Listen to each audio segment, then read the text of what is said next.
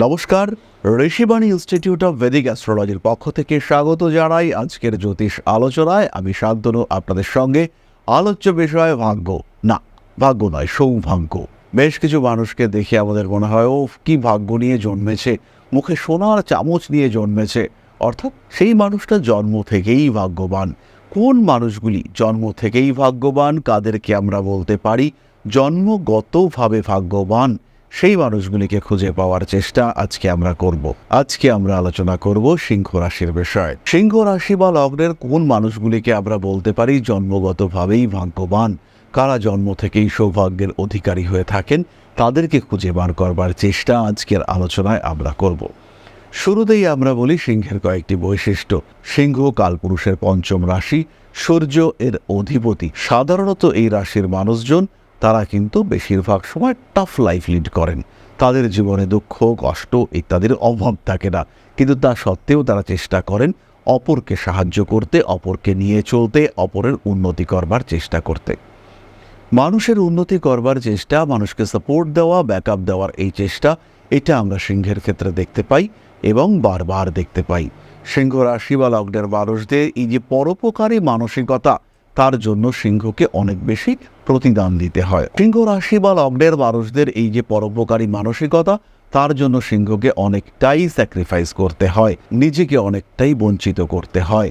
ফলে সিংহ রাশি বা লগ্নের মানুষদেরকে বাইরে থেকে দেখে আমরা সব সময় ভাবি ও কি সৌভাগ্যবান, কিন্তু তার উপর থেকে যে কি ঝড় চলছে সেটা কিন্তু কেবলমাত্র সেই মানুষটাই বুঝতে পারেন। এদের বাইরের অবয়ব অনেক বেশি রাশভারী, অনেক বেশি গম্ভীর, অনেক বেশি ব্যালেন্সড অবস্থায় দেখতে পাওয়া যায়।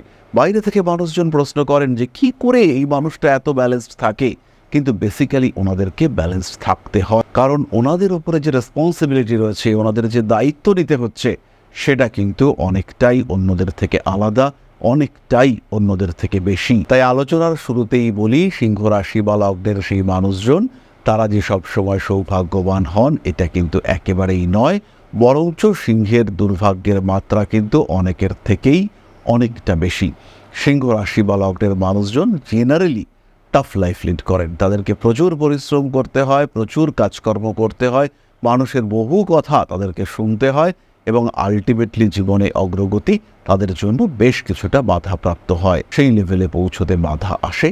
তাদের মধ্যে রয়েছে নেতৃত্ব দেওয়ার ক্ষমতা, তাদের মধ্যে রয়েছে অথরিটি, হিউজ পার্সোনালিটি, নেতৃত্ব দেওয়ার ক্ষমতা, সমস্ত কিছু থাকা সত্ত্বেও তাদের ক্ষেত্রে ভাগ্য যে সব সময় সহায় হয় তা কিন্তু একেবারেই নয়। তারই মধ্যে বেশ কিছু যোগে সিংহ রাশি বা লগ্নের মানুষ তারা কিন্তু সৌভাগ্যপ্রাপ্ত হয়ে থাকেন। কি সেই যোগ, কোন যোগে সিংহ রাশি বা লগ্নের মানুষরা সৌভাগ্যপ্রাপ্ত হয়ে থাকেন, সেটাই আমরা খুঁজে বার করবার চেষ্টা আজকে করব। প্রথমেই বলি, সিংহ রাশি বা লগ্নের মানুষদের ক্ষেত্রে যদি রবি তুঙ্গ হয়ে থাকেন, সেই ক্ষেত্রে এই জাতক তার জীবনে যথেষ্ট নাম, যশ, প্রভাব, প্রতিপত্তি অর্জন করতে পারেন, কিন্তু একের পর এক দুর্ঘটনা, একের পর এক অঘটন, একের পর এক বঞ্চনা তাকে ফেস করতে হয়। এই মানুষগুলির মধ্যে পিতৃসুখের অভাব থাকে, এরা পিতার কাছ থেকে অল্প বিস্তর বঞ্চিত হয়ে থাকেন। বাবার সঙ্গে এর একটা দূরত্ব দেখতে পাওয়া যায়, বাবার সঙ্গে অ্যাটাচমেন্টের অভাব এই মানুষগুলির ক্ষেত্রে থাকে।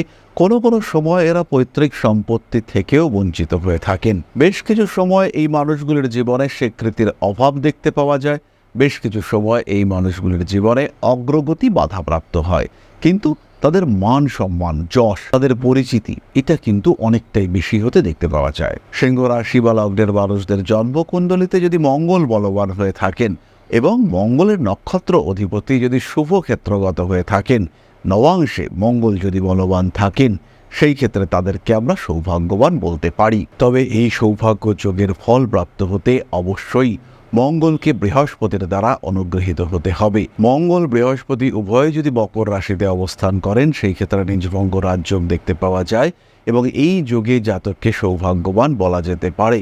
কিন্তু এই মঙ্গল বৃহস্পতি কম্বিনেশন যদি দ্বাদশে অবস্থান করে নিজভঙ্গ যোগ সৃষ্টি করেন, সেই ক্ষেত্রে সেটা কিন্তু খুব একটা শুভ যোগ হবে না, বরঞ্চ সেই যোগে জাতককে প্রচুর পরিশ্রম করতে হবে এবং পরিশ্রম করে যখন তার কাজকে একদম শেষের দিকে নিয়ে এসেছেন, সেই সময় সেই কর্মের যে ফল সেটা অন্য লোক ভোগ করছে, এই ঘটনা ঘটতে দেখা যেতে পারে। পরবর্তী কম্বিনেশন ক্রিয়েট করতে পারে বুধ।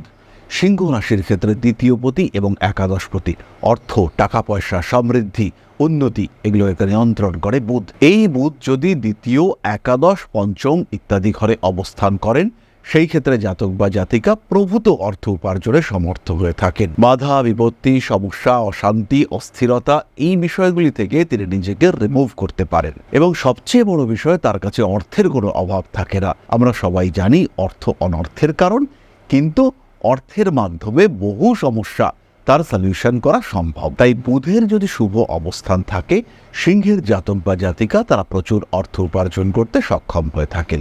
সিংহের জন্য অন্যতম পাপগ্রহ শনি, কিন্তু এই শনিদেব তিনি যদি তৃতীয় অবস্থান করে তুঙ্গ হয়ে থাকেন এবং শনিদেবের নক্ষত্র অধিপতি তিনিও যদি উপচয় স্থানগত হন, 3, 6, 10, 11 ইত্যাদি ঘরে বসে থাকেন, তাহলে কিন্তু জাতক যথেষ্ট অর্থ উপার্জন করতে পারবে। খুব সহজভাবেই তার জন্য ট্রানজিটগুলো ভালো রেজাল্ট দিতে শুরু করবে। এই যে আমরা রাশিফলে শুনছি ভালো হবে, প্রচুর পাবো, টাকা পয়সা ঝরঝর করে ঝরে পড়বে, কিন্তু ঝরে পড়ছে না, তার কারণ হলো এই ধরনের সৌভাগ্য যোগের অনুপস্থিতি। ধরে নেওয়া যাক কোনো একজন জাতকের একাদশে বুধ রয়েছে, এই মুহূর্তে একাদশে বৃহস্পতিও রয়েছে। এই বুধের ওপরে বৃহস্পতির সঞ্চার এটা কিন্তু টাকা পয়সা দিতে সক্ষম। এই বুধের ওপর বৃহস্পতির মুভমেন্ট, তার কারণে আমরা কিন্তু টাকা পাবো এবং যেটা ডিজার্ভড সেই টাকাটা পাওয়ার সম্ভাবনা সেটা কিন্তু অনেকটাই বেশি। আবার এই মুহূর্তে সিংহের চলছে ঢাইয়া, মীন রাশিতে শনিদেব রয়েছেন, স্ট্রেস, টেনশন ইত্যাদি রয়েছে। কিন্তু এই শনির উপরে যদি লগ্নস্থ বৃহস্পতির দৃষ্টি পড়ে, দেবগুরু বৃহস্পতি যদি কর্কটে অবস্থান করে থাকেন, কিংবা আরও ভালো দেবগুরু বৃহস্পতি তিনি যদি বৃশ্চিকে অবস্থান করে থাকেন, সেই ক্ষেত্রে নিশ্চিন্তে এই শনিদেব আপনার উন্নতি করবে। আপনার জন্মকুণ্ডলিতে অপরাপর গ্রহ অবস্থান যদি একটু সাপোর্টিভ হয়, সেই ক্ষেত্রে এই শনিদেব ডেভেলপমেন্ট দেবেন এবং 100% দেবেন। কোনো সংশয় নেই, শনিদেব কিন্তু আপনাকে উন্নতি এনে দিচ্ছেন।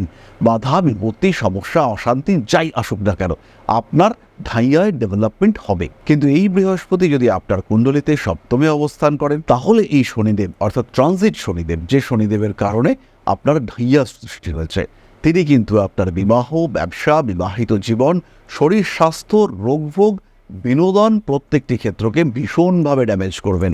সেই ক্ষেত্রে আপনি সাকসেসফুল হতে পারছেন না। সুতরাং আপনার জন্মকুণ্ডলিতে গ্রহদের অবস্থান এবং গ্রহদের ট্রানজিশনাল মুভমেন্ট, এই দুটি বিষয়ের উপর নির্ভর করবে কি ফল আপনি পেতে চলেছেন। জন্মকুণ্ডলিতে সৌভাগ্য যোগের উপস্থিতি, ভালো ট্রানজিট চলছে, লাভ আপনার হবেই, ডেভেলপমেন্ট, উন্নতি আপনি দেখতে পাবেনই। এখানে কিন্তু কোনো রকম সন্দেহ নেই, এখানে কোনো রকম সংশয় নেই। সুতরাং সিংহ রাশি বা লগ্নের মানুষদের জন্য বেশ কিছু শুভ যোগ এটা আমরা উপলব্ধি করলাম। যোগের সঙ্গে সঙ্গে দশা, ট্রানজিট, মুভমেন্ট সবই গুরুত্বপূর্ণ। নবাংশ কুণ্ডলীকেও কিছুটা গুরুত্ব দিতে হবে এবং আলটিমেটলি পুঙ্খানুপুঙ্খভাবে জন্মকুণ্ডলীটাকে জাজ করার চেষ্টা এটা অবশ্যই করতে হবে। তাহলেই কিন্তু আলটিমেটলি আমরা একটা সঠিক জায়গায়, সঠিক প্রেডিকশনের মাত্রায় পৌঁছতে পারবো। যাই হোক, আমরা চলে আসবো আলোচনার পরবর্তী পর্যায়ে, অর্থাৎ আপনাদের প্রশ্নে জ্যোতিষের উত্তর। তবে তার আগে একটি ছোট্ট বিষয় আপনাদের সঙ্গে শেয়ার। আশা করি পরম পিতার আশীর্বাদে সবাই খুব ভালো আছেন। জীবনে চলার পথে বিভিন্ন সময়, বিভিন্ন ক্ষেত্রে আমরা প্রত্যেকেই কিছু না কিছু জনহিতকর কার্য করে থাকি। রাস্তায় যদি একজন মানুষ এসে আমাদের কাছে সাহায্য চায়, আমরা যতটুকু সম্ভব তাকে সাহায্য করবার চেষ্টা করি। কখনো কিছু অর্থের বিনিময়ে, কখনো তাকে কিছু খাদ্য সামগ্রী কিনে দিয়ে, কখনো গাছের জল দিয়ে, কখনো পাড়ার রাস্তার কুকুরটিকে খেতে দিয়ে আমরা সমাজের উন্নতি করবার চেষ্টা করি।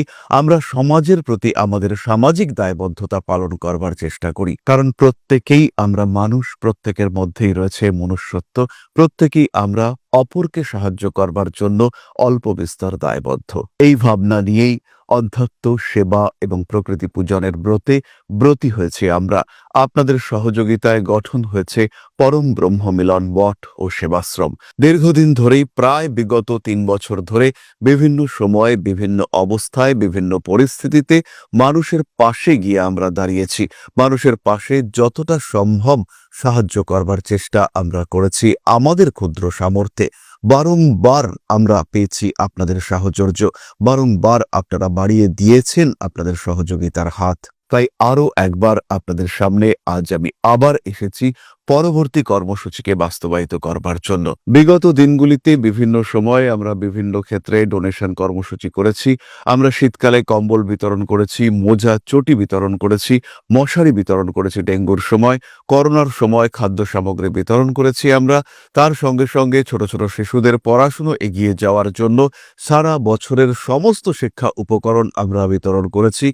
তাদের সঙ্গে আমরা সময় কাটিয়েছি। এদের শিক্ষার ক্ষেত্রে যাতে ডেভেলপমেন্ট হয় তাই বেশ কিছু এলাকায় আমরা সম্পূর্ণ বিনামূল্য কোচিং সেন্টার পরিচালনা করছি এবং বিশেষ বিষয়টি হলো যে প্রত্যেকটি ক্ষেত্রেই আপনারা কিন্তু প্রত্যক্ষ বা পরোক্ষভাবে আমাদের সঙ্গে আছেন। এই কর্মসূচিগুলিকে সঠিকভাবে এগিয়ে নিয়ে যাওয়ার জন্য এবার প্রয়োজন হয়ে পড়েছে একটি পরিকাঠামো, একটি সুগঠিত আশ্রমের, যেখানে বেশ কিছু মানুষ আশ্রয় পাবে, যেখানে বেশ কিছু বৃদ্ধ বৃদ্ধা তাদের দিনগুলিকে আরেকটু খুশির মধ্যে নিয়ে আসতে পারবেন, যেখানে বেশ কিছু অসহায় শিশু তাদের অভিভাবক খুঁজে পাবে, যেখানে বেশ কিছু নিষ্পাপ প্রাণ বিকশিত হওয়ার সুযোগ পাবে, যেখানে বেশ কিছু নিষ্পাপ প্রাণী তারা তাদের আশ্রয় খুঁজে পাবে। এই আশ্রম পরিকল্পনার জন্য, তার পরিকাঠামো নির্মাণের জন্য আমরা একটি জায়গা সিলেক্ট করেছি। সেই জায়গাটি ক্রয় করবার জন্য প্রয়োজন বিপুল অর্থের, যেটি কেবলমাত্র আমাদের প্রচেষ্টায় সংগ্রহ করা অসম্ভব। তাই আপনাদের প্রত্যেকের কাছে ছোট্ট অনুরোধ,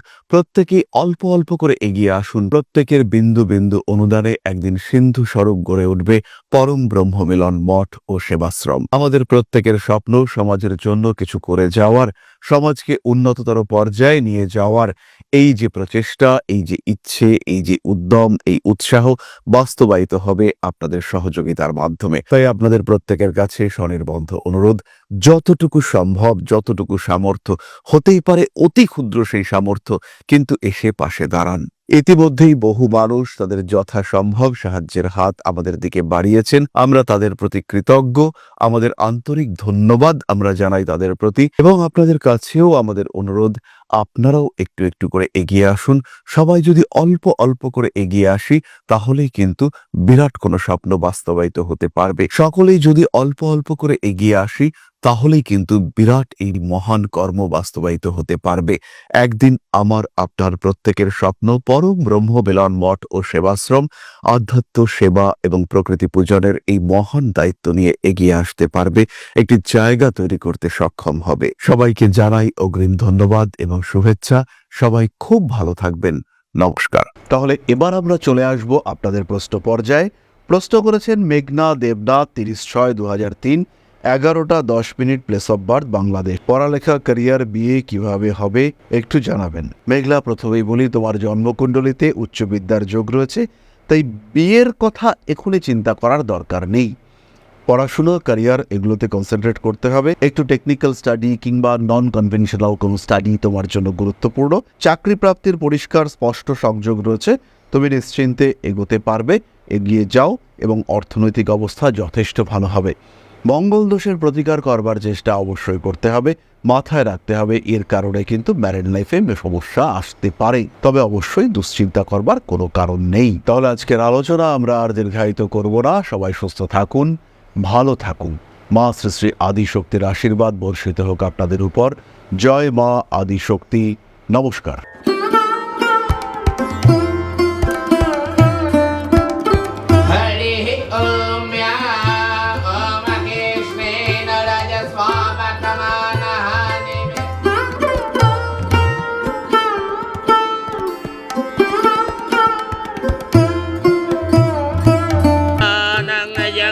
हेतुश्च पयस्नानं विजिह्वताम् ह्रीं ह्रीं ह्रीं हुं हुं सिद्धिं शक्तिदेयं स्वाहा।